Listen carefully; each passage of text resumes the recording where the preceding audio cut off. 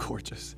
There's a nice misdirect coming up here. We purposely gave Lev chucks, so you're thinking for a second that, oh, okay, this is where I pick up Ellie's journey.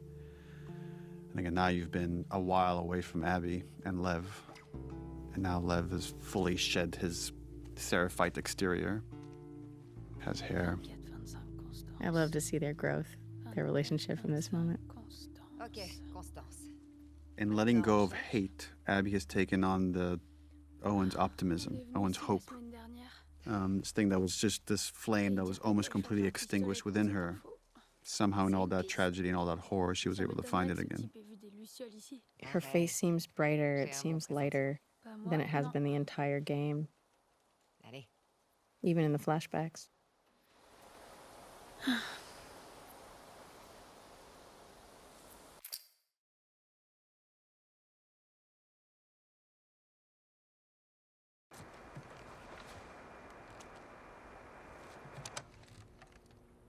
Y a quelqu'un sur cette fréquence? Ici. This is so small, but I love the hope. Again, it's just like she has a bit of hope here, and then it's cranked up to 10 when she hears the fireflies on the other side of this radio. And isn't the firefly on the other side of this radio another Vox Machina hero? Is it really? Yeah. Who is it? Liam O'Brien. Is it? Yeah. He was my fellow nurse, wasn't he? He was. Yeah, we were with the two nurses. In Last of Us 1. Y a quelqu'un sur cette fréquence? Ici Abby de Santa Barbara, quelqu'un me reçoit? There's a nice reaction here that Lev has to Abby's, again, singular obsession of now finding the fireflies. And he's ready to give up. Quelqu'un me reçoit? À vous. And she keeps going in desperation. I love artistically how the character models for Lev and Yara were kind of a blend of both of the actors' faces, because now I'm like looking at baby Lev, but I feel like you can see some spirit of Yara still. Y a quelqu'un sur cette fréquence? Allô, ici Abby de Santa Barbara. Quelqu'un me reçoit? Si quelqu'un m'entend, répondez s'il vous plaît. Répondez-moi. Don't give up. Like that, this was perfectly shot, like we're pulling away from her, that this is how the scene's going to end. 24-25 Constance. On nous a parlé de cette I base. don't know, I get weirdly emotional in this scene. Maybe just seeing how happy she is. T'étais en poste à quel endroit? J'étais à l'avant-poste de Salt Lake. Like that little head shake. God, I'm so awkward. I mean, I guess I'm a firefly. I kind of disavowed them, but that is who I truly am. C'était mon père. Si je m'y attendais. On a vidé tous les avant-postes. Like Liam's acting right here, like in the reply. How about that? Like, holy shit. On est environ 200 maintenant. Chaque mois, on a de nouvelles recrues. Owen avait raison. Comptez-en 2 de plus. Comment on vous rejoint? It's, Oh god, yeah, there it is. Vers le grand bâtiment avec un dôme à Avalon. On vous trouvera. Ok. Look at like the way Lev looks at her. He's happy for her. On vous attend. Bonne chance. Abby de Santa Well, it's Barbara. also like Terminé. there's a possibility of community here again. Yeah. Well, I'm sure everything's going to turn out fine for these two. But it needs to, Neil.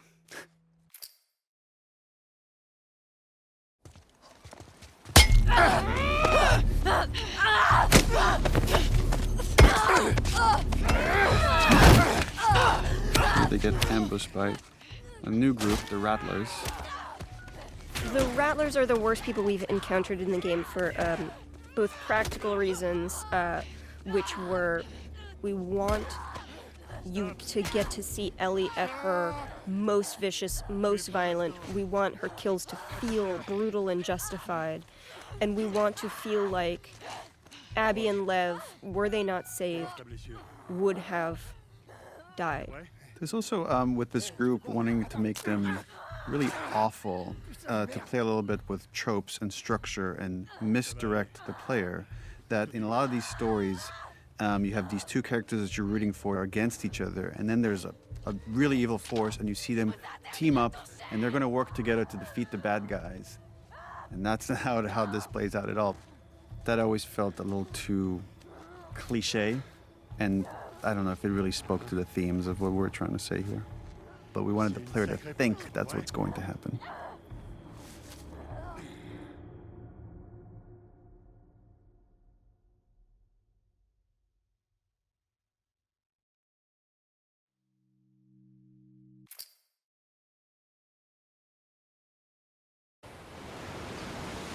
There's a nice economy here of storytelling. Like, we don't show Abby arriving at Santa Barbara with this boat that has become a character of its own in the story. And we're just here with Ellie picking up the tail end of their journey. There's also like a really interesting note here from Abby.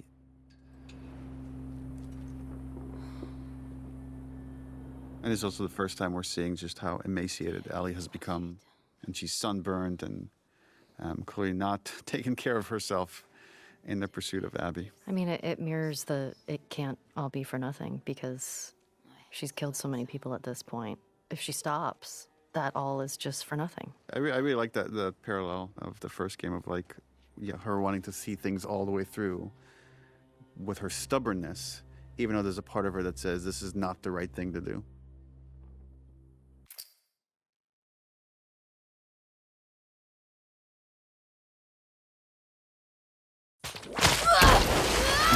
Yes. Nice mirror here of the injury that Joel had in the hospital in the first game. We're constructing this. We wanted to injure Ellie badly. So again, she's choosing the pursuit of this thing over her own health, that she will likely die if she sees this all the way through. I would argue she is dead already. Mm-hmm. Doing this upside down hair was such a pain, because they have to, essentially, you can't just move the hair upside down. You have to remodel the whole thing.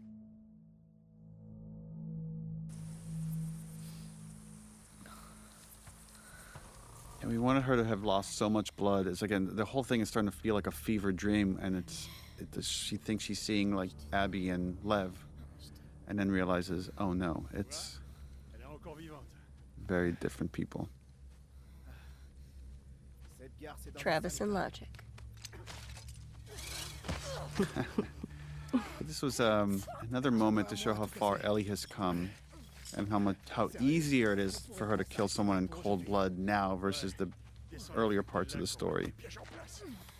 And one more instance where she could use her superpower of being immune to get herself out of these jams. And what she's employing here is very similar to what Nora did to her, which is like try to insult them so they could get reckless, and in that recklessness she'll find the opening. Je crois que t'as chié dans ton froc. It's a good trick. I remember in this scene when I take the gun off of Bobby, the strap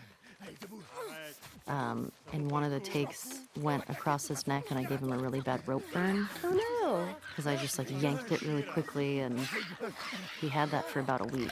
Oh It no! looked really, I was like, oh no. It looked like he was strangled or something. But he looked badass. He was so excited. It was like, oh my God, Ellie killed me. He was such a fan of the game. That's right, he was excited. I love how efficient that action is right there. Of just grabbing the gun, spraying across his legs. And watch this little smirk that you give when he points out your bite. Because he doesn't know you're immune. No one's immune.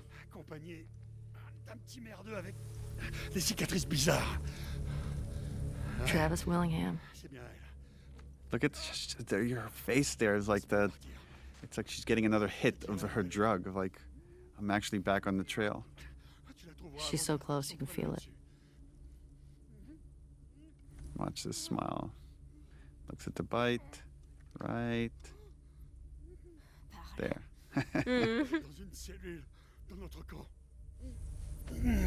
C'est où ça? Va de ce côté-là, jusqu'à la voie ferrée.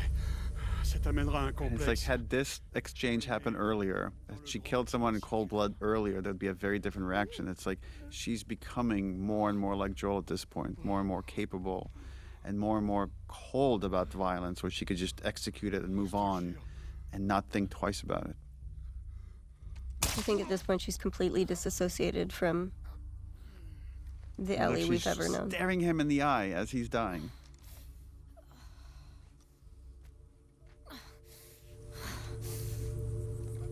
Just a hint that the injury's getting worse and worse. But again, she's not going to stop. She can't. Not yet.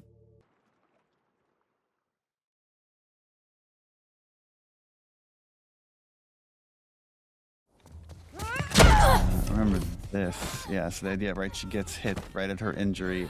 I like how badass this scene is. And the desperation. Ugh. Remember the thumb to the eye.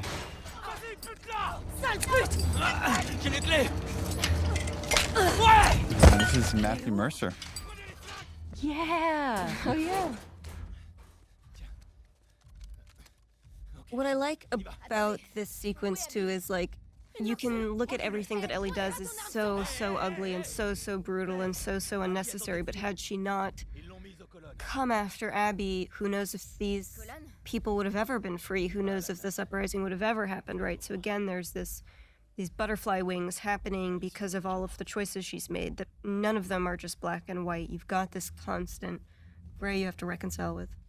Oh, they're staring at her like she's some kind of wild animal. Again, like there's this whole crazy thing going on here of like slaves and slavers, and Ellie cares none of that.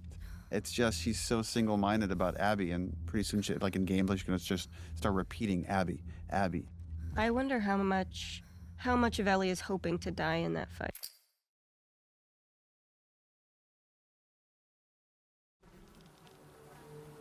C'est toi.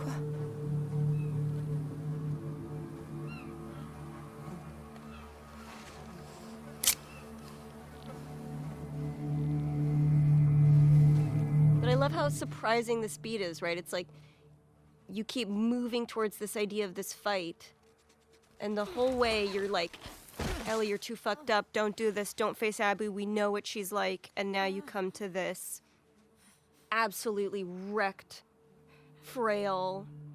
I also love, it's pretty much wordless, and you could tell so much with the performance what's going on in their heads, and you could see Ellie's confusion and anger and sadness for what she's witnessing. Yeah, it's hard. It's like finally the prize is right there, and now it just doesn't feel as satisfying. I always read that like there are boats this way moment is like, if I'm nice to her, if I'm just like treat her like not my enemy, then maybe like this will all go by quietly.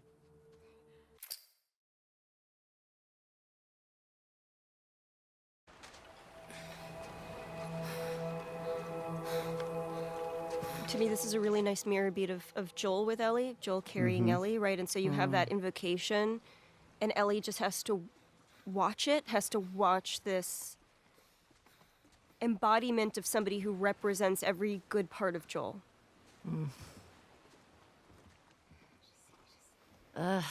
It makes me so sad. This scene. It's just because Ellie doesn't know what to do with all of that anger and that hurt from losing Joel. And now this is the moment.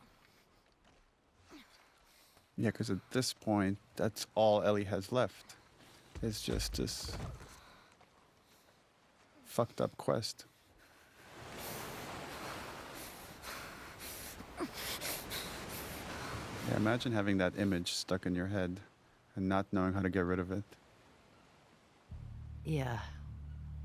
And killing somebody else is not going to do it, but You have to get to that point. You have to realize it yourself. this was we actually had a really fun day. Yeah. As hard as this scene was, And it's so funny doing this with one of your best friends, of just like fighting each other, pulling her hair, being like, get out of here, let's fight, kick me.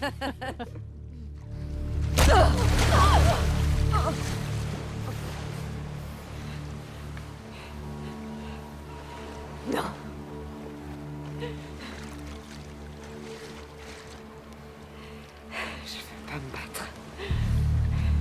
I think that threat is fake, right? It's I don't think Yes, I don't think... she's bluffing.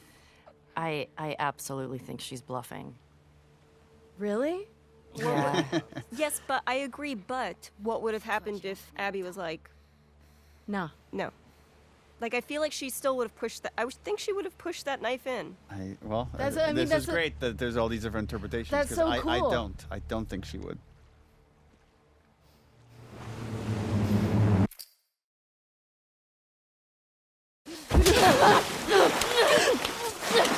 There were all these other versions of how Ellie lost her fingers. You remember, Hallie, of like, there used to be when someone was waiting for her at the farm and then tortured her in retribution for what happened in Seattle. Oh, I didn't know that. Yeah, it was like the parent or somebody Yeah. of somebody who died, of like an NPC essentially, who came, and so you're seeing that cyclical nature of violence of like, you killed my person, you killed my person, you killed my person. So somebody you didn't even realize you'd really killed tracks Ellie down. I love how you pin her with your knee. Yeah. So originally the conception was that Abby dies here, and it would have been such a different game, I think, if Yeah. if right now there was just a body underwater and Ellie was having this moment. Yeah, you didn't know that? I did not know Abby died here originally. Well, yeah, originally, like, I think both Yara and Lev died, and this was just Abby by herself when you meet up with her. And then Ellie kills Abby. Rough. Yeah. I think leaving Ellie with 3% of the humanity that she got from who she was, that good kid, that scrappy kid that Joel helped shape. I think if she killed Abby, you'd never see that kid again. And this gives a hope that she's still in there a little bit and could be maybe revived in the same way that Abby was revived in the right circumstance. I agree. Seeing the reactions, there's people that wanting to know, what was it exactly that made Ellie stop? Is it Lev? Is it this memory of Joel? Is it everything she's experienced? Is it just like Abby's state, that it's not this person that defeated her in the theater? And to me, it's all those things. The way our brains work is so messy, and that's the story was always meant to be very messy in that way, that there aren't these clear-cut answers. To me, that moment is 2 more seconds, this girl is dead. So I already know what this feels like. I can see what I'm gonna feel like 5 seconds from now. Yes. And it's no different. Yes. So why?